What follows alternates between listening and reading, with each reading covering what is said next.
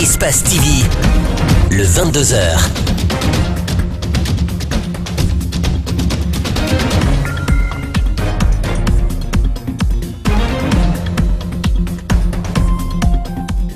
Il est 22h à Conakry. Bonsoir à tous, bienvenue à ce journal.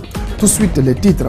Au moins 4 morts dans un accident de la circulation à Fourekaria suite à une collision entre un camion Ben et une moto. Images et commentaires avec Mamadou Sadio Baldé. À quelques heures de la tenue des élections communales, la CENI et ses démembrements sont à pied d'œuvre pour le bon déroulement du scrutin.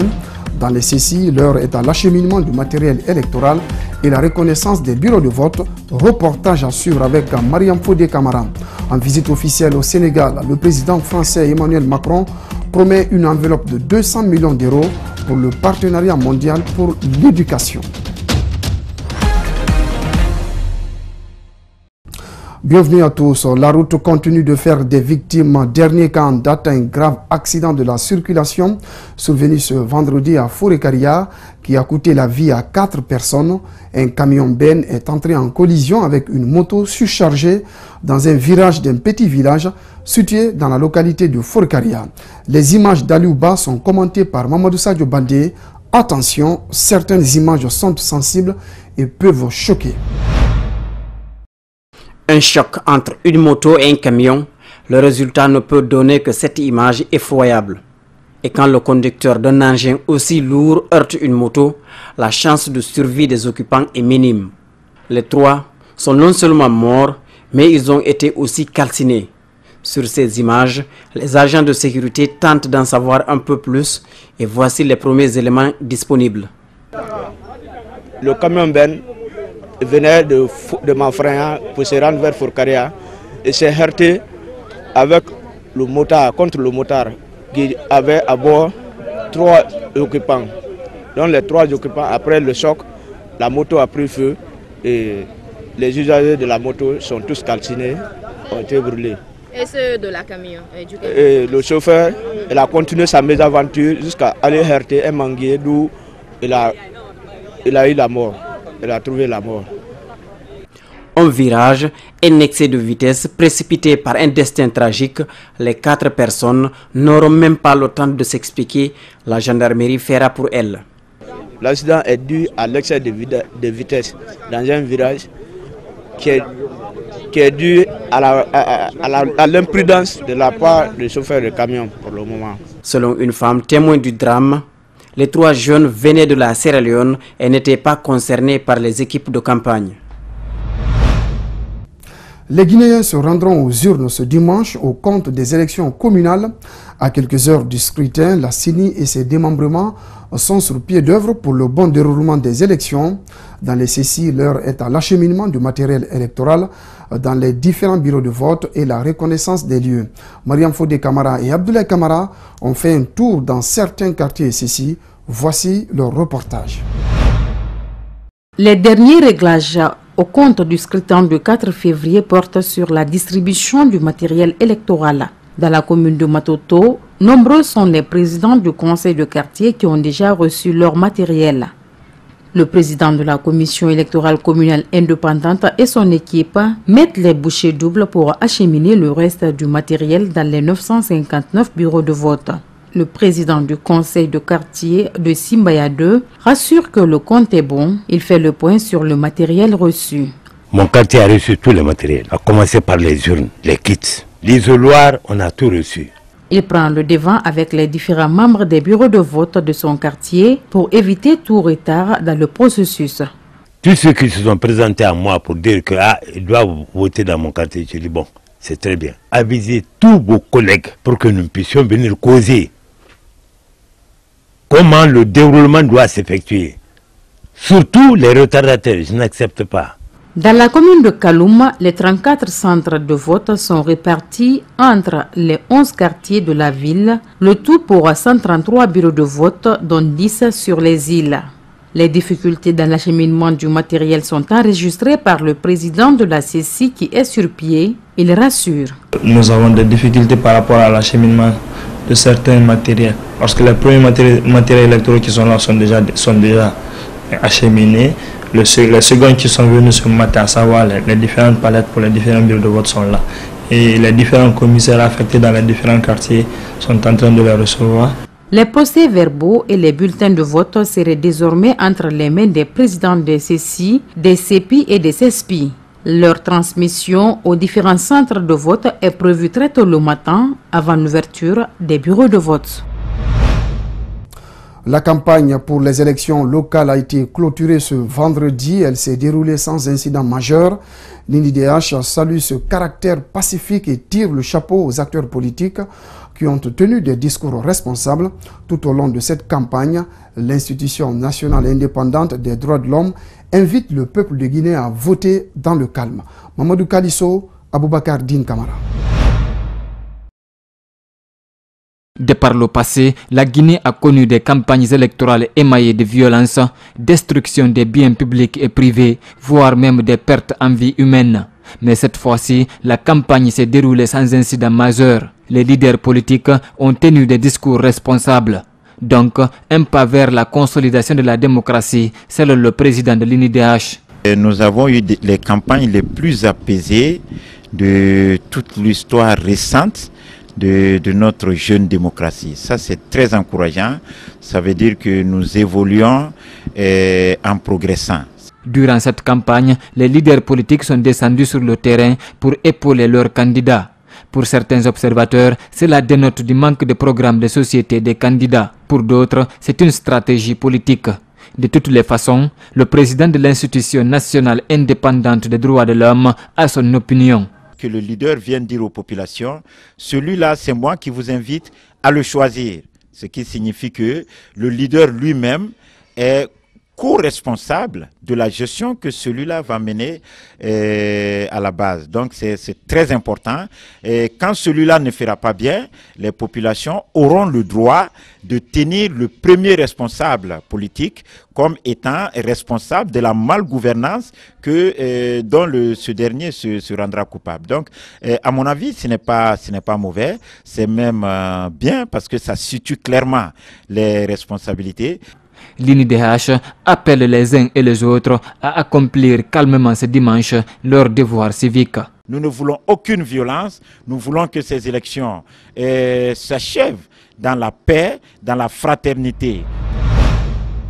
Si dans l'ensemble la campagne s'est déroulée sans de graves incidents, il y a eu tout de même quelques cas isolés comme l'accrochage survenu ce vendredi sur l'axe Le Prince entre militants de l'Union des forces démocratiques de Guinée UFDG et ceux des nouvelles forces démocratiques NFD. Quoi qu'il en soit, les deux partis appellent à la paix et à la retenue durant ces élections communales. Alcine Bari, Ibrahima Souri Kamara signe ce reportage. La dernière journée de la campagne électorale au compte des communales a été marquée hier par des violences entre militants de l'UFDG et du parti NFD, selon la presse. Mokhtar Diallo, le leader du NFD, souligne que ces militants ont été agressés par ceux du chef de file de l'opposition, Abambeto Yakosa. Nous avons enregistré une vingtaine de blessés. Et il y a aussi des véhicules aussi qui ont été caillassés. Je crois 5 véhicules, les pare-brises qui ont été cassés. Des propos balayés des revers de main par le chargé de communication de l'UFDG. Certes, ils confirment la présence de leurs militants venus accueillir Selou Dalen Diallo sur les lieux, mais ils signent et persistent qu'il n'y a eu aucun affrontement entre les militants de deux formations politiques. Je vous dis que c'est faux, absolument, mais qu'ils le prouvent. La dernière fois aussi, c'est ce qu'ils ont dit, qu'il y a eu des blessés. Ils ont même annoncé un blessé grave qui serait à mère et enfant. Personne n'a jamais vu ce blessé grave. Difficile de savoir qui des deux dit vrai. Toujours est-il qu'aucun blessé nous a été montré, encore moins des dégâts. Par contre, ces deux responsables politiques invitent leurs militants à la paix et à la retenue. Notre appel à l'ensemble des militants et sympathisants de NFD, bien sûr, et tous les Guinéens, de voter calmement d'éviter toute forme de violence. Il faut que tout le monde agisse. Le chef de l'État, les membres du gouvernement, la CENI principalement, les partis politiques, les leaders, nous tous, personnes, ressources. Il faut qu'on agisse dans nos discours, dans nos actes pour qu'il y ait la paix. Les violences en période électorale sont légion en Guinée, mais cette dernière campagne électorale a été moins violente et a connu peu d'engouement par rapport aux précédentes. Justement, une élection apaisée et transparente, c'est le vœu de la société civile, notamment le CNOX. Pour y parvenir, la parole doit céder aux actes, comme à l'image d'une caravane organisée ce samedi par cette plateforme. Les marcheurs sont de la société civile et des candidats pour les élections locales. Tous ont scandé des messages de non-violence à quelques heures du scrutin. Reportage Djibril Ba, Abou Korea Kourouma. Vêtus aux couleurs du drapeau national, ces marcheurs veulent attirer l'attention de l'opinion nationale pour un scrutin apaisé. C'est une initiative du Conseil national des organisations de la société civile guinéenne. N'a plus besoin de sang versé pour l'accession au pouvoir. Parce que notre pays, la Guinée, n'a plus besoin de conflits interethniques pour des raisons politiques. Et parce que notre pays, la Guinée, n'a plus besoin de destruction de biens publics pour manifester son opinion politique. D'autres personnalités ont marqué leur soutien à la caravane. Nous ne voulons plus de morts. C'est cette jeunesse qui s'est consacrée pour cette démocratie. C'est la jeunesse qui a donné son sang. On ne doit pas instrumentaliser la jeunesse. Le lendemain des élections a toujours inquiété. Les organisateurs espèrent que la caravane parvienne à dissiper une éventuelle incidence. Cet élan est l'image de toutes les autres structures impliquées dans le processus électoral. C'est un message d'acceptation, c'est un message de réconciliation, c'est un message d'apaisement. Lançons un appel à tous les Guinéens. Après les élections, nous sommes Guinéens. Aujourd'hui, nous sommes Guinéens. Après les élections, nous sommes Guinéens et on reste toujours la Guinée, on défend la Guinée. Le scrutin du 4 février enregistre une candidature de 29 554 personnes dans les 342 circonscriptions du pays. Dans la foulée, les candidats ayant participé à la caravane se disent être prêts pour les communales. Seulement, certains sont satisfaits pour la mobilisation des électeurs, pour le retrait des cartes d'électeurs. D'autres ont eu des avis différents. Je vous propose de les suivre au micro de Djibril Ba. Nous sommes satisfaits en ce qui concerne le retrait des cartes d'électeurs. Donc les citoyens se sont mobilisés massivement pour venir retirer les cartes d'électeurs. Donc au jour d'aujourd'hui, nous sommes à 90% et quelques. Pas tout à fait à 70%. Parce que tous les électeurs n'ont pas retiré leur carte d'électeur à faute de transparence. À faute de transparence. Et qu'il y a des cartes d'électeurs aussi qui ne sont pas retrouvées.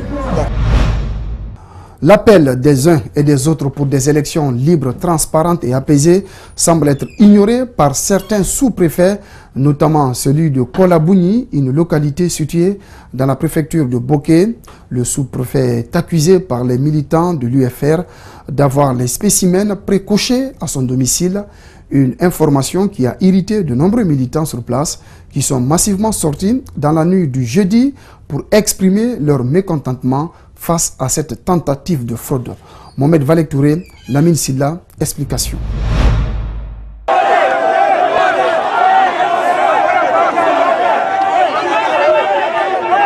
Nous sommes à Kolabouni, dans la préfecture de Boké. Ici, certains partis politiques en liste, notamment l'UFR, accusent le sous-préfet d'avoir précoché des bulletins de vote.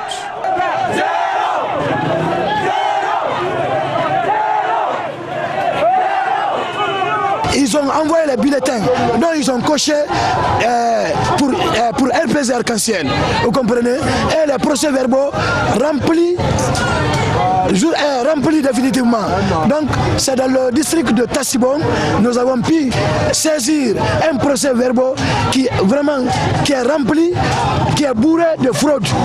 Cette information est donnée par ce jeune responsable du parti qui a causé des tumultes cette nuit à Kolabouni.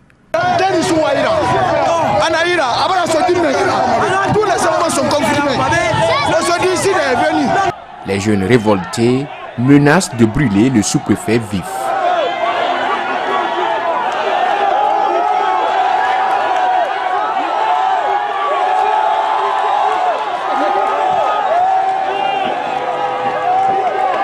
Je suis venu auprès de monsieur le sous-préfet. Je lui ai demandé, monsieur le sous-préfet, le premier district de Tassibon, il nous a dit que c'est toi qui as distribué ces copies-là aux 15 districts. Vous comprenez? Je lui ai dit, là où vous êtes, vous ne bougerez pas ici.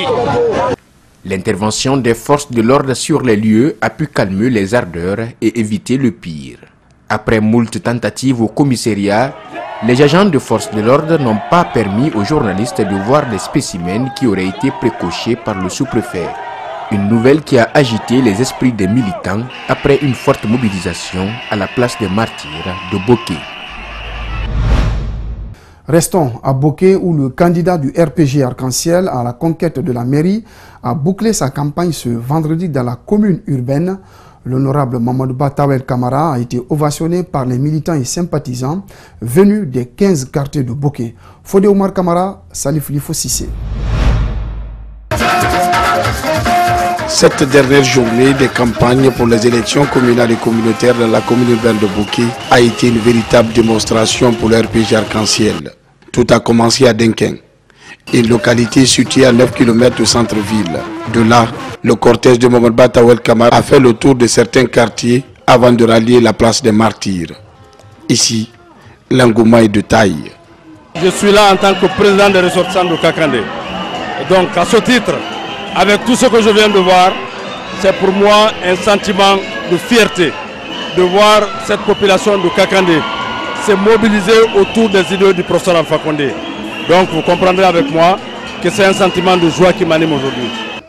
Le candidat du RPG Arc-en-Ciel pour la mairie de Boké est d'avance rassuré avant le scrutin du dimanche 4 février. L'ambiance aujourd'hui à Boké, c'est de jamais vu. La victoire, elle est déjà rassurée. Ce qui reste, c'est le travail qui reste pour la commune urbaine de Boké. Le monde que vous voyez, tout ce monde, c'est mes sympathisants, c'est mes amis, c'est les enfants de Kakandé qui sont là, qui m'ont connu. J'ai travaillé 13 ans à Boké, j'ai tout investi à Boké. Je veux répondre pour Boké, pour le peuple Boké, avec le professeur Alpha Condé, avec le vice-parrain, le ministre de la Minéralogie de développer Boké. Et il m'a confié la jeunesse de Boké. Nous allons changer Kakandé, on va changer Boké dans la paix, dans l'unité, dans la fraternité, dans sa diversité. Pour accompagner le candidat de la mouvance, plusieurs hauts cadres de pays ont rallié depuis 24 heures cette ville minière pour apporter leur soutien. Cette équipe est dans l'esprit du président Alpha Condé, est dans l'esprit du changement, est dans l'esprit du progrès. Nous avons toute notre confiance dans cette équipe-là qui va certainement aider les habitants de Boké à connaître la prospérité ici, à connaître une très bonne gestion de leur communauté. Au compte de cette dernière journée, le RPG Arc-en-Ciel est le dernier parti à fermer la porte des campagnes des élections communales et communautaires dans la commune urbaine de Boké. Retour à Conakry avec toujours le parti au pouvoir qui a organisé un meeting jeudi dans la commune de Matoto où les militants fortement mobilisés ont échangé avec les responsables du parti. Mariam Fodé Kamara, Mohamed Aloussen Kamara. Militants et sympathisants du parti se sont donné rendez-vous au stade Kabiné Kouyaté pour une mobilisation de force. Les différents candidats du RPG au compte de la commune de Matoto, satisfaits de la mobilisation, ne manquent pas de promesses. Cette dame entend renforcer l'union une fois élue et créer de l'emploi pour les jeunes et femmes de la localité. Nous allons créer, l'emploi des jeunes, l'emploi des femmes. Nous allons créer, nous allons refaire les marchés, nous allons faire des écoles, nous allons faire des centres de santé pour aider les femmes. Cet autre invite les militants à retirer leur carte d'électeur afin de s'acquitter le 4 février prochain de leur devoir civique. Ceux qui ne sont pas prêts de se préparer, il n'y a pas 1000 manières pour aider son candidat ou ses candidats, n'est qu'aller voter massivement et respectivement. Présent à ce meeting, le président du comité d'appui aux élections communales du parti n'a pas manqué d'éloges pour le président. Le directeur national des impôts demande aux Guinéens d'accompagner le président Alpha Condé pour qu'il termine ses œuvres. Je dois dire aux uns et aux autres, pour les projets déjà développés et qui sont en cours de développement, toute la Guinée doit pouvoir accompagner le professeur Alpha Condé pour qu'il puisse terminer ses œuvres en faveur de la Guinée. À quelques jours du concert dédicace du double album de l'artiste Sekouba Kandia Kouyaté, sa femme Sonatata Condé multiplie les appels à la mobilisation. La vedette de la musique mandingue annonce le baptême des 2 nouveaux albums de son mari le mercredi 7 février à leur domicile à Bessia Port 1, avant le concert prévu au Palais du Peuple le samedi 10 février 2018. Reportage à Mamoudou Babila Keta, Tieno Sadouba. Lui, l'héritier du griot national Suri Kandia Kouyaté. L'artiste à la voix mélodieuse se nomme Sekouba Kandia. Depuis plusieurs années, il exprime son art musical inspiré de la tradition mandingue. Après le succès de son album Guigui en 2012, le parolier appelé Simbon revient 6 ans après sur le marché du disque avec un double album dont la sortie est prévue pour le 10 février prochain. Sa femme, Sonatata Condé, appelle à la mobilisation de tous pour soutenir son époux.